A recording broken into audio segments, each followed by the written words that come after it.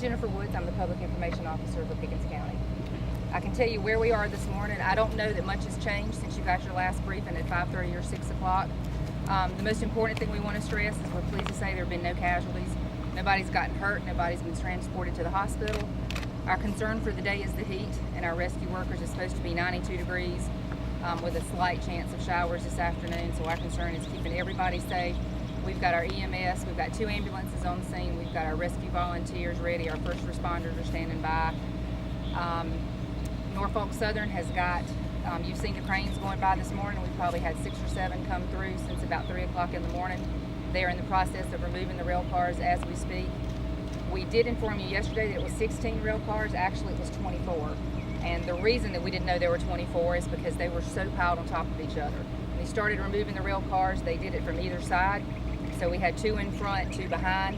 Those 4 cars have actually been removed completely. So now they're bringing the cranes in. That's the heavy equipment you see coming by to remove all the rest of the equipment. They've not really given us a time frame. They do hope that by this time tomorrow we should be seeing some serious progress. Have the train cars with the hazardous chemicals, have they been removed? The isopropanol? I don't have that information. We can tell you there are no active leaks. There are no threats to the drinking water. The air monitoring is all negative. And what has been going on since this happened? I see your command center across the street. You've been here all night. We have been here since about 5:30 yesterday afternoon. We've had Liberty Fire and Rescue. We've had the Anderson County Sheriff's Department. They just pulled out with their emergency command center. We've got Pickens County Sheriff's Department, EMS, all of our rescue squads. Pretty much everybody who needs to be here, probably more than 100 people. Some people have pulled out this morning because, like I said, the biggest piece of it is done. We're just waiting on Norfolk Southern to come in and do their cleanup. What is their responsibility as far as this cleanup? Everything? Everything. They are entirely responsible. They're picking up the tab for the cleanup. They're picking up the tab for anybody who had to stay in hotel rooms overnight. We do still have the shelter open. The shelter there at the Eastside Baptist Church in Liberty, it's open. It's empty now. We've left it open just in case, once they get in and start removing other cars, if we find that there's a need for a future evacuation, we want to have the shelters in place. What about the people who live in the neighboring communities? Should they be worried at all by this? They should not at this point. Again, we're doing everything to protect their safety. They were allowed back in around about 2 or 3 o'clock in the morning. We don't know how many residents have returned yet. We've not been able to get over there to speak to anybody. There is one road closure that I do want to point out. Old Norris Road, which is this road right here in front of us, it is closed from Farmer Hill Road to Norman Street.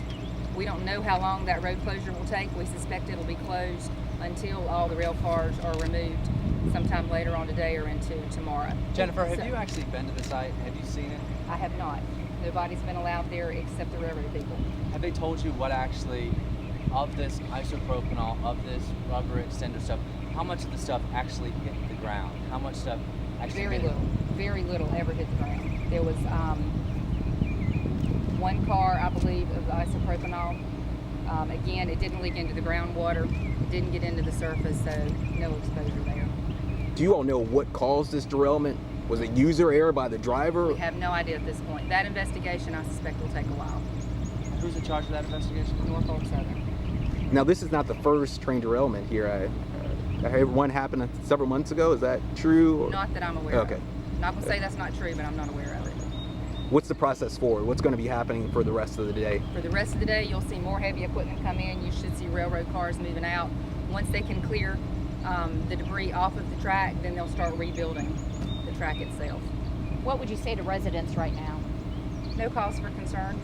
Just watch the news. We'll do another briefing, if not sooner than by noon, to give them some more direction. If they try to return home on the roads that I just mentioned that are closed, we do have law enforcement posted at all those entrances and exits, so they'll need to find an alternative route. Now, those roads are closed because they're moving the cars? That's where the staging area is, down off Old Norris. That's where they're actually doing the removal. And you think that'll be completed by the end of the day?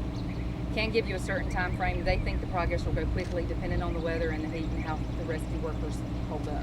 You brought up a good point, Jennifer. Once they clear the tracks, they can start to repair the tracks. How has this disrupted the flow of train traffic through this area? I have no information. I know there's a lot of train traffic through here through the course of the day, and that's why they're making it such a priority to get it moving quickly. Are these trains taking detours or something? Because obviously they can't take this way. I don't have any information on that. Give our viewers kind of an idea of how big this cleanup project is. How many people do you have here? What agencies?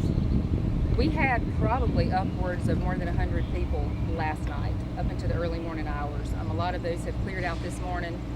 What Norfolk Southern has told us is pretty much the ball's in their court now. You know, we were here last night to make sure that our citizens and our rescue workers were safe. We feel comfortable now that that need has kind of abated, so we're leaving it to the railroad folks. Any idea how much this accident has cost? No idea. No idea.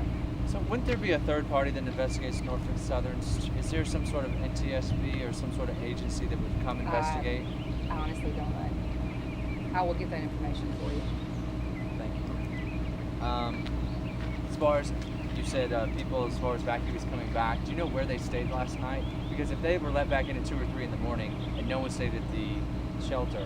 We didn't lift the evacuation orders until about midnight last night, so I suspect that by then most of the evacuees had already gone to hotels. I can tell you that at the Rosewood Center in Liberty, starting after 8 o'clock this morning, there'll be representatives from the Liberty Fire Department there.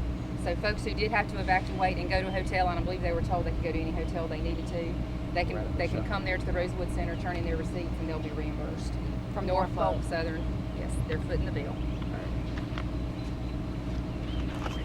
Thank you. Thank you. Thank you.